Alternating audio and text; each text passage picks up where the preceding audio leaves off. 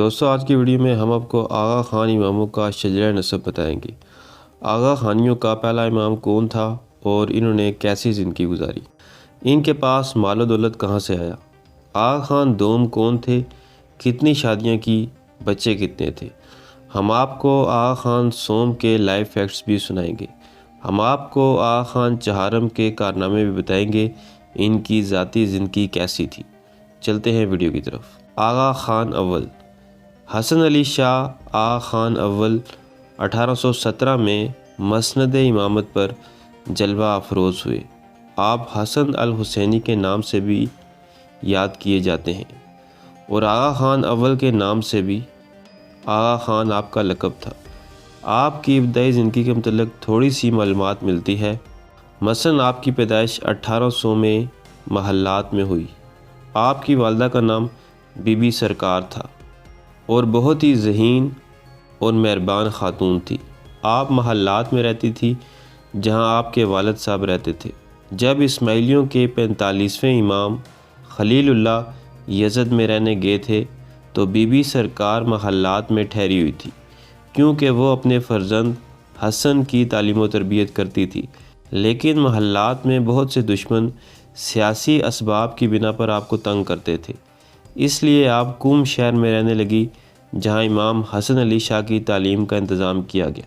امام حسن علی شاہ بچپن سے دینی کتابوں کا مطالعہ کرتے تھے اور صوفی شعراء کے اشعار بھی پڑھتے تھے اور اپنے لیے کئی کتابیں جمع کی تھیں۔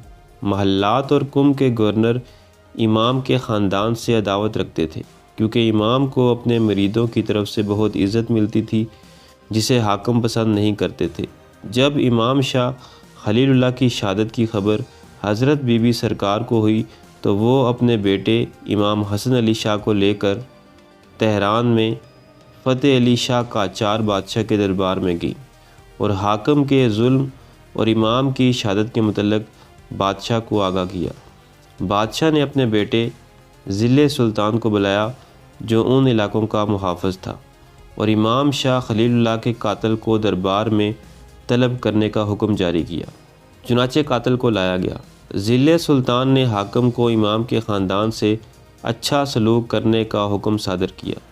امام حسن علی شاہ اپنی والدہ ماجدہ کے ساتھ کچھ عرصے دارالخلافہ میں ٹھہرے، جہاں بادشاہ نے اصرار کر کے اپنی بیٹی سرور جہان کی شادی آغا خان اول سے کروائی اور شاہی خزانے سے 1,15,000 روپے دیے اور اس کے علاوہ جواہرات بھی دیے اور امام حسن علی شاہ کو قم اور محلات کا گورنر بھی مقرر کیا۔ اس طرح فتح علی شاہ کے دور حکومت میں امام حسن علی شاہ نے محلات میں سکونت اختیار کی۔ اس وجہ سے آپ کو آقا خان محلاتی بھی کہتے ہیں۔ آغا خان دوم آپ کی پیدائش محلات میں 1830 میں ہوئی تھی۔ آپ کی والدہ ماجدہ کا نام شہزادی سرور جہان بیگم تھا، جو ایران کے بادشاہ فتح علی شاہ قاجار کی بیٹی تھی۔ جب آپ 10 سال کے تھے تو آپ کے والد صاحب نے آپ کو آپ کی والدہ شہزادی سرور جہان بیگم کے ساتھ عراق روانہ کیا۔ چنانچہ آپ کی تعلیم و تربیت بھی وہاں ہی ہوئی۔ اس وقت عراق میں ایران کے شہزادے رہتے تھے، جن میں خاص طور پر فتح علی شاہ قاجار کا بیٹا ضلع سلطان اور دوسرے جلا وطن شہزادے آغا خان دوم کے دوست تھے اور امام ان کے ساتھ شکار وغیرہ بھی کھیلنے جایا کرتے تھے۔ وہیں عراق میں آپ کی پہلی شادی ہوئی، جن کے بطن سے 2 فرزند ہوئے۔ یہ بیگم کچھ عرصے بعد فوت ہوگی۔ جب امام حسن علی شاہ آغا خان اول بمبئی میں مستقل طور پر رہنے لگے تو آغا خان دوم بھی بمبئی تشریف لے آئے۔ آغا خان اول نے ان کو اپنا جانشین زندگی میں ہی مقرر کر دیا تھا۔ بمبئی میں آپ کی دوسری شادی ہوئی، لیکن یہ بیگم بھی فوت ہو گئی۔ اس کے بعد آپ نے تیسری شادی کی نواب عالیہ شمس الملک، جو ایران کی شاہی خاندان کی شہزادی تھی، جن کے بطن سے آغا خان سوم کراچی میں پیدا ہوئے۔ دوسرے فرزند پیر شہاب الدین شاہ عرف پیر خلیل اللہ شاہ اور آغا نور شاہ تھے۔ آغا خان سوم سر سلطان محمد شاہ آغا خان سوم اسماعیلی فرقے کے 48ویں امام تھے۔ آپ نے تقریباً 70 سال امامت کی ہے، جو اسماعیلی اماموں میں کسی بھی امام کی امامت سے طولانی امامت ہے۔ پیدائش اور بچپن امام سلطان محمد شاہ کی ولادت 2 نومبر 1877 کو جمعے کے دن کراچی شہر میں ہوئی۔ ان کی جائے ولادت محمد ٹیکری کے نام سے مشہور ہے جو آج بھی موجود ہے۔ تخت نشینی 17 اگست 1885 کو پیر کے دن امام بنے۔ اس وقت ان کی عمر 7 سال 9 مہینے اور 16 دن تھی۔ وہ آغا خان ثالث کے لقب سے مشہور ہوئے۔ ان کی امامت کی مدت اسماعیلی تاریخ میں تمام ائمہ سے طویل تھی۔ اس دور میں کئی تاریخی تبدیلیاں ہوئیں اور اسماعیلی جماعت کی بھی بہت ترقی ہوئی۔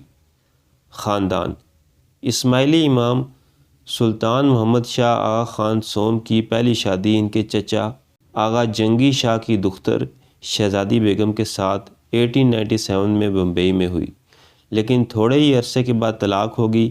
اس کے بعد 1908 میں سر سلطان محمد شاہ آغا خان کی دوسری شادی پرنسس تھریسا سے مصر میں ہوئی، جس کے بطن سے پہلے فرزند مہدی پیدا ہوئے تھے، جن کی وفات بچپن میں ہوئی تھی۔ اس کے بعد پرنس علی خان کی پیدائش 1911 اٹلی میں ہوئی۔ آغا خان سوم اپنے بیٹے علی خان کے معشوقوں اور ایکسٹرا میریٹل افیئر سے بہت تنگ تھے۔ انہوں نے علی خان کو بار بار سمجھایا مگر علی نے اس طرف توجہ نہ دی۔ چنانچہ مرنے سے پہلے آغا خان سوم نے علی خان کے بیٹے پرنس کریم الحسینی کو امام بنانے کی وصیت کی۔ پرنس کریم آغا خان سوم کے پوتے تھے۔ آغا خان چہارم شہزادہ کریم آغا خان، جنہیں شاہ کریم الحسینی یا آغا خان چہارم بھی کہا جاتا ہے، 13 دسمبر 1936 کو سوئسطان کے شہر جنیوا میں پیدا ہوئے۔ 1957 میں آغا خان سوم کی رحلت کے بعد پرنس کریم آغا خان کو امام بنایا گیا۔ کریم حسینی نے 20 برس کی عمر میں 1957 کو امام کی حیثیت سے منصب سنبھالا۔ عالمی سطح پر شہزادہ کریم کی رسم تاج پوشی کی تقریبات منعقد ہوئی اور جنوری 1958 کو نیشنل اسٹیڈیم کراچی میں بھی شہزادہ کریم آغا خان کی رسم تخت نشینی ادا کی گئی۔ تعلیم ابتدائی طور پر شہزادہ کریم آغا خان چہارم نے ریاضی، کیمیا اور جنرل سائنس کی تعلیم حاصل کی۔ آپ نے اسلامی تاریخ کا بھی مطالعہ شروع کیا، جس میں اسلامی فرقے اور تصوف کا بغور مطالعہ کیا۔ جب ان پر امامت کی اہم ذمہ داری سونپی گئی تو انہوں نے اسی دوران ہارورڈ یونیورسٹی سے گریجویشن اور BA آنر اسلامک تاریخ کی ڈگری حاصل کی۔ شادی انہوں نے اکتوبر 1969 میں انگریز خاتون سے شادی رچائی، جس کا اسلامی نام سلیمہ رکھا گیا، جن سے 3 بچے زہرا آغا خان، رحیم آغا خان، حسین آغا خان پیدا ہوئے، مگر 25 سال کے بعد اسے طلاق دے دی۔ اس کے بعد 1998 میں بیگم انارہ کے ساتھ دوسری شادی کی تھی، جن سے ایک بیٹا علی محمد آغا خان پیدا ہوئے، مگر پھر 2014 میں بیگم انارہ کو بھی طلاق دے دی۔ شہزادہ کریم آغا خان کو بین الاقوامی زبانوں میں عبور حاصل تھا۔ وہ انگریزی، فرانسیسی اور اطالوی زبانیں روانی سے بولتے تھے، مگر عربی اور اردو اٹک اٹک کر بولتے تھے۔ ان کے مشغلے گھوڑا دوڑ، اسکیٹنگ، فٹ بال، ٹینس اور کشتی رانی ہیں۔